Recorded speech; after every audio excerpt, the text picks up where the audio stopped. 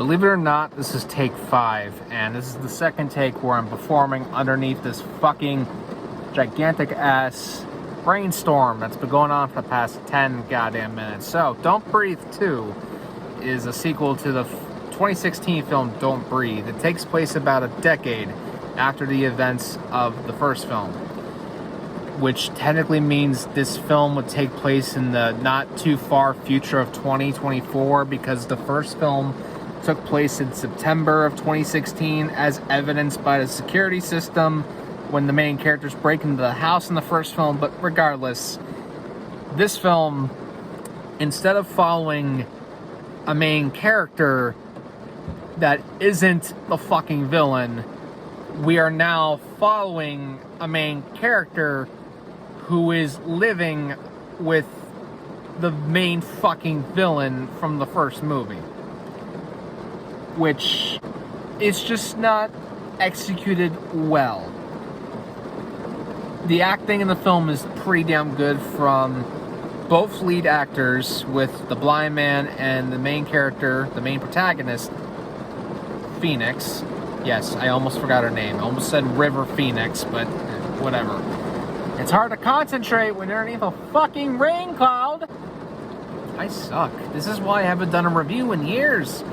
This is why I stick to fan edits and re-edits of shit that I don't make. I don't think you guys really want to hear me ramble about a fucking film that you probably have no interest in watching to begin with, but all I wanted to say is that it's not as bad as the media and the press make it out to be. They probably make it out to be like, holy shit, how the fuck can you possibly make a sequel to a film where a man who murders and rapes people in order to impregnate them to get a child, how can they possibly make a film about him and make it somewhat sympathetic? Okay, whoever thought that was a good idea to market the film is a fucking idiot. How they should have marketed the film is a group of men break into this blind man's house again, but this time they're not teenage delinquents. They're army veterans. They who know how to fight just like he is, except he's still got his heightened senses because he's fucking blind. That's an interesting take. That's an interesting concept. But instead of focusing on that aspect, they put in the other aspects that just ruin and spoil the entire fucking movie and put it right in the trailer. It's baffling to me that they do this, because a lot of the stuff that happens in between the non-action stuff in the trailer and the stuff that does happen in the trailer, it's action and horror related, most of that is in the third fucking act of the movie. And whoever's decision that was to advertise the movie based on that is a goddamn idiot. Even if the film was advertised or marketed properly as it should have been, without the struggles of this fucking pandemic and obstacles like mine, like shitty fucking weather, this film had no chance whatsoever of being better than the original, not even to compare itself to the original. While it's a decent and interesting continuation of the original, the only thing this film accomplishes is taking what was supposed to be irredeemable character from the first film and make him somewhat redeemable. He's not totally redeemable, thank God, but dear Lord, does the advertising in this movie make it seem like that's what they're setting out to do. While he's redeemable in some parts because of certain actions of certain characters, it's because this franchise, I guess you can call it a franchise now, because there might be a potential third one. Why? I don't fucking know. But because this franchise likes to delve into a lot of great fucking areas. So much so, it just makes you cringe and go, what the fuck? How the hell did we take this dark turn? Holy shit. You have that again in this film. While it's nothing new to go down this path, the unfortunate part about this film is you don't have a main protagonist to root for. While, yes, you do have a young character by the name of Phoenix, who you're supposed to be rooting for. She's just a little kid. She's innocent. She's not Damien fucking Thorne or some demonically possessed child. You can't help but like this character. So already she has this character, I almost said River Phoenix again. you can't help but feel that this character, Phoenix, is nothing but sympathetic. She has nothing but your sympathy throughout the entire movie because she's completely innocent. But there is no adult character at all in this entire fucking movie that you can sympathize with. Actually, no. There is one, and they brutally beat the shit out of her in the first 20 to 30 minutes in this movie with a fucking hammer. It's as if saying, hey, fuck you. There's no good in this movie. It's all nothing but bleak, dark, unsympathetic characters, and this little ray of sunshine that is this little girl is stuck in the middle of all of this. And it's unfortunate because this film needed an adult character to be somewhat sympathetic. I'm gonna be honest, I really can't entice you to watch this movie based on my review because I can't focus enough to do it. I will say, if you're stuck in your home on a rainy day like this, if it's on streaming, go ahead and watch it. If it's raining like this and the movie's only available to you in the theaters, I'm not going to recommend that. While it was nice to go back into a theater and go to a theater by myself and not have to worry about getting there early and watch all the fucking trailers like some friends of mine want to do, thankfully, I can just enjoy the movie by myself in my own time and dime.